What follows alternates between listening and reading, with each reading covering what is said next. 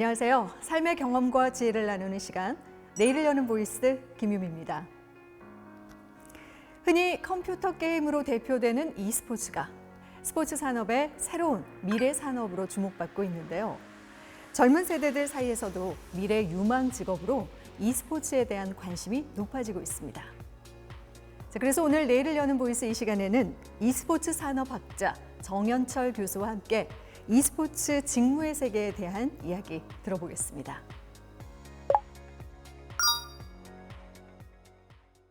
네, 반갑습니다. 저는 광주 e스포츠 교육원 원장을 맡고 있는 호남대학교 e스포츠 산업학과 정연철 교수입니다. 제가 오늘 여러분과 e스포츠에 대한 이야기를 나누려고 이 자리에 왔습니다. 제가 먼저 강연을 시작하기 전에 여러분에게 e스포츠 하면 어떤 이미지나 또는 키워드가 생각나는지 한번 질문을 드려보고 싶은데요. 아마 여러분들께서는 게임이다, 배틀 뭐 이런 용어들을 쓰실 것 같아요. 근데 물론 이 말이 틀린 말은 아니지만 이제는 우리가 e스포츠가 엄연한 산업으로 성장하였기 때문에 이 산업에 대해서 여러분들하고 이야기를 해보려고 합니다. 우리가 e스포츠 산업이다라고 하면 산업은 결국은 경제적 활동을 하는 것과 연결이 되어 있기 때문에 다양한 직업들이 있거든요. 그런데 여러분들은 과연 얼마나 많은 직업들을 알고 계시는지, 또 오늘 제가 그 직업에 대한 이야기를 같이 나눌까 합니다. 자, 그래서 먼저 제가 여러분에게 과연 e스포츠는 얼마나 인기가 있을까요? 라고 하는 이야기를 한번 해보겠는데요. 미국에서는 18세부터 25세까지 연령의 e스포츠 시청 비율을 보면 전통 스포츠의 시청 비율보다 약 77% 정도가 높다라고 하는 데이터도 있고요. 그 다음에 e스포츠와 관련돼서 전 세계 시청자를 보면 2021년에는 약 5억 5천만 명, 22년에는 6억 4천만 명이 이를 정도로 이제는 e스포츠가 산업으로 성장하였다는 것은 누구나 알 수 있는 그런 상황이 되었습니다.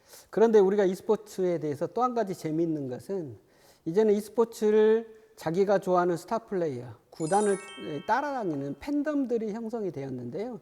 이 팬덤들이 있다라고 하는 것은 기업의 입장에서 보면 마케팅할 대상이 있다라고 하는 것으로 우리가 생각할 수가 있거든요. 그래서 우리나라의 국내 LCK 리그 같은 경우에는 국내 유명한 땡땡은행에서 스폰서십을 제공을 하고 있는데 실제로 이 스폰서십을 운영하고 나서 10대와 20대의 인지도가 굉장히 높아졌다라고 하는 점도 굉장히 독특한 부분이고요. 또 한 가지 볼 수 있는 것은 SK에서 운영하는 T1팀이 땡땡 카드사와 체크카드를 만들었는데요. 출시일 날 굉장히 많은 사람들이 접속을 해서 서버가 다운되는 그런 결과들도 나왔다라고 하는 것은 e스포츠의 성장이 단순하게 게임에서 이제는 산업과 그 다음에 여러 가지 사회적 측면에서 영향을 미치고 있다라고 하는 것을 우리가 알 수가 있습니다.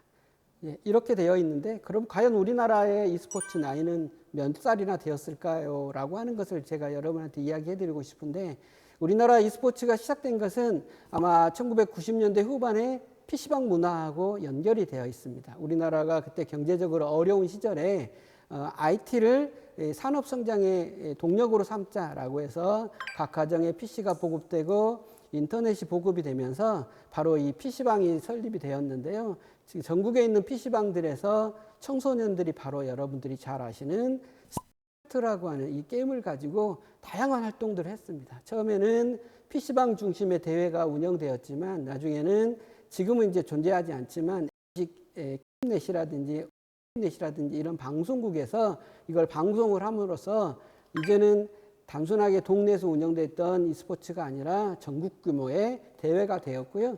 여러분이 잘 아시는 홍진호라든지 임요한 같은 선수들이 이때 프로게이머로 활동을 하였고요.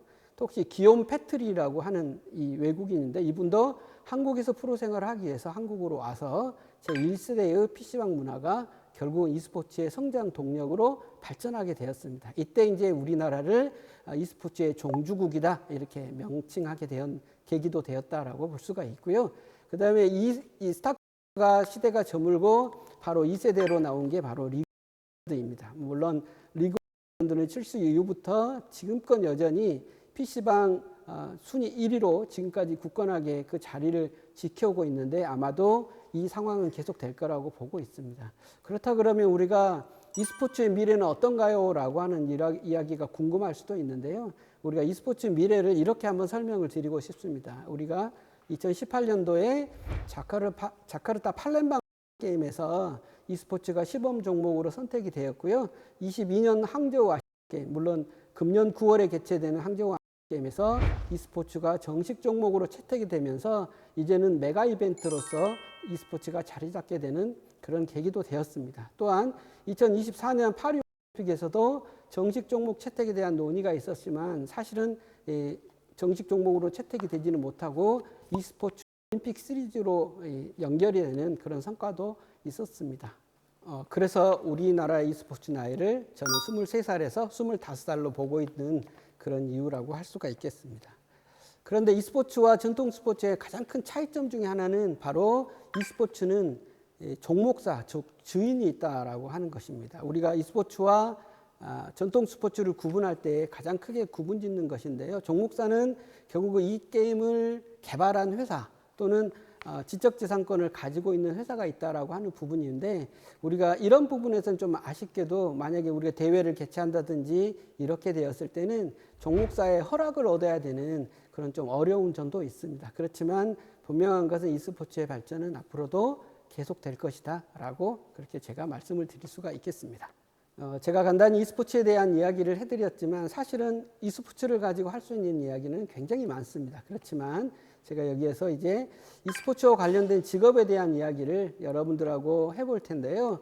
우리가 e스포츠 하면 가장 먼저 떠오르는 직업은 바로 프로게이머입니다. 이 프로게이머는 농담으로 서울대에 들어가기보다 어렵다라고 하는 그런 농담을 할 정도로 진입장벽이 굉장히 높습니다. 그래서 이 프로게이머에 대한 청소년들의 직업 순위는 항상 해보면 10위 이내에 들어올 정도로 굉장히 학생들에게 지지도가 높은데 상대적으로 프로게이머가 되기 위해서는 프로구단에 추천을 받거나 또는 훈련생으로 들어가거나 뭐 하는 과정을 거쳐야 되고요. 무엇보다도 프로게이머가 되기 위해서는 이 e스포츠에 대한 자신만의 열정뿐만 아니라 정말로 이게 최근에는 개인의 역량을 더해서 팀 활동이 되기 때문에 팀 간의 조화도 굉장히 중요한 요소로 되어 있기 때문에 저희들이 교육원에서 운영을 하다 보면 학생들이 처음에 왔을 때 어떻게 게임을 시작했습니까? 라고 물어보면 대부분의 학생들이 친구 따라서 배우게 되었습니다. 어떻게 게임하는 능력을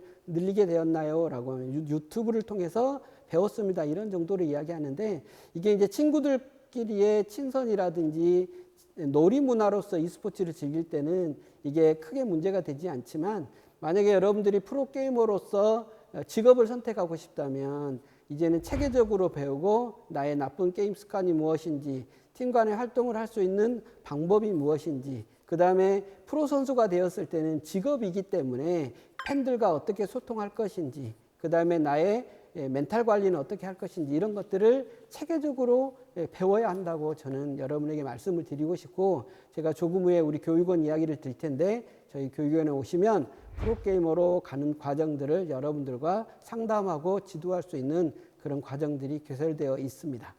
두 번째 제가 여러분에게 좀 추천드리고 싶은 것은 매니저 직업입니다. 매니저는 엔터테인먼트에서 여러분들이 매니저하고 같은 역할을 한번 본다라고 생각하시면 될 것 같은데 저 e스포츠 매니저는 이 선수들이 대회를 출전하거나 또는 훈련을 할 때 지원해주는 그런 역할을 해주는 겁니다. 심지어는 선수들이 훈련할 때 어떤 종류의 장비가 필요한지 또는 뭐 물이 필요한지 이런 것들도 해줄 수가 있고요.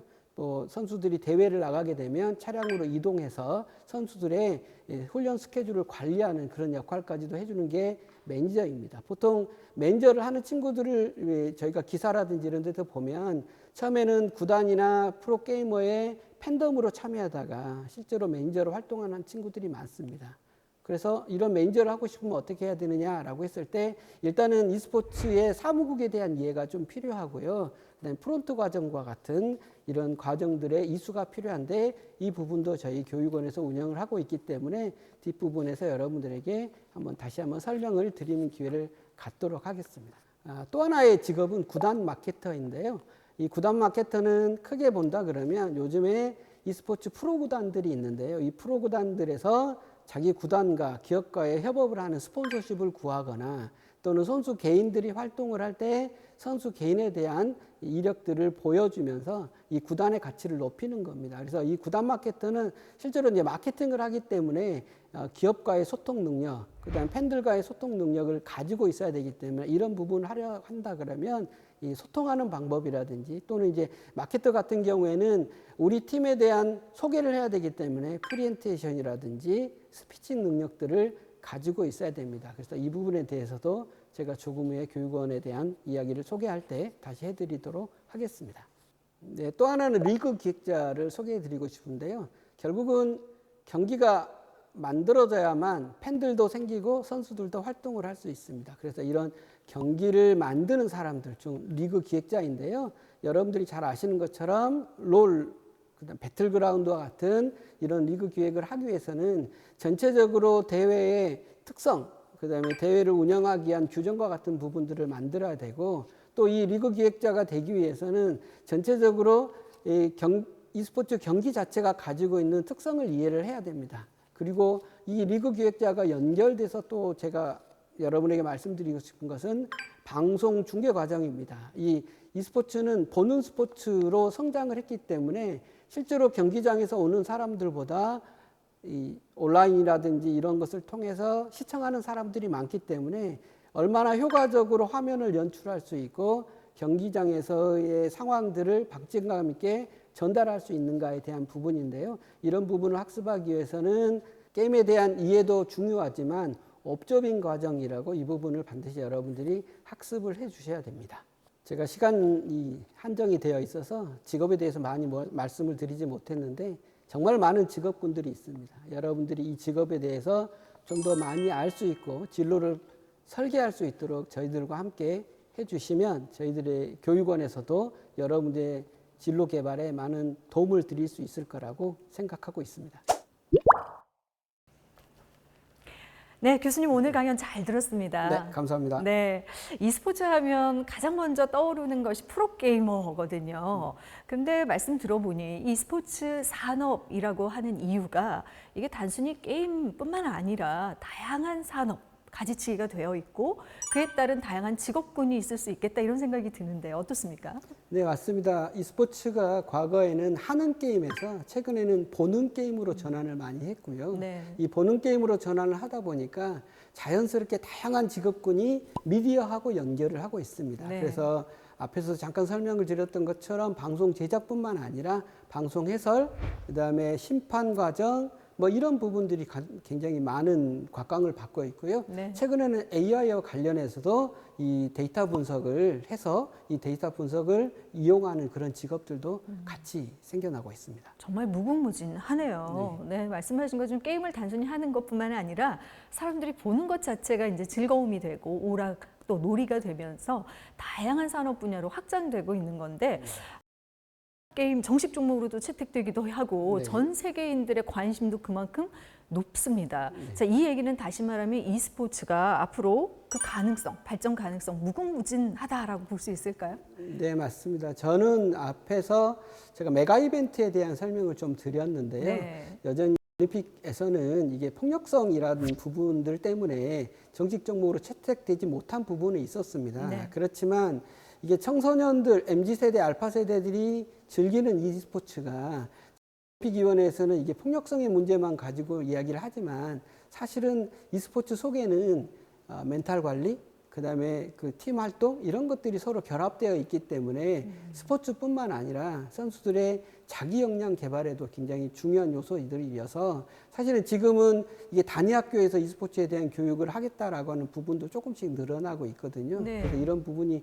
앞으로는 e스포츠가 계속 성장할 수 있는 동력이 되었으면 하는 생각도 있습니다. 네, 단순히 산업뿐만 아니라 이제 교육기관에서도 이런 e스포츠를 점점 더 발전시킬 수 있다라는 건 그만큼 가능성이 무궁무진한 건데 어떻게 보면 이제 게임이 단순히 게임이 아니라 그런 면에서는 또 스포츠로 하나로 폭력성이 아니라 또 재미와 오락을 줄 수 있는 스포츠로 바라보는 그런 관점이 아닐까 싶어요. 네, 스포츠로 봐야 되는 부분도 있는데요. 최근에 이제 논란 중에 하나가 네. e스포츠가 스포츠냐라고 하는 정말 소모적인 논쟁들을 했다라고 저는 봅니다. 네. 그런데 이게 이제 전통 스포츠 같은 경우에는 육체적 그 피지컬이라고 하는데요. 네네. 그 부분이 강조되는 부분이라 그러면 이 e스포츠는 인지적, 멘탈 능력을 강조하는 부분이거든요. 네. 그래서 신체적 능력을 강조하는 부분이 뭐 격투기나 럭비와 같은 거라 그러면 네. 이 인지적 멘탈을 강요하는 이런 종목은 e스포츠뿐만 아니라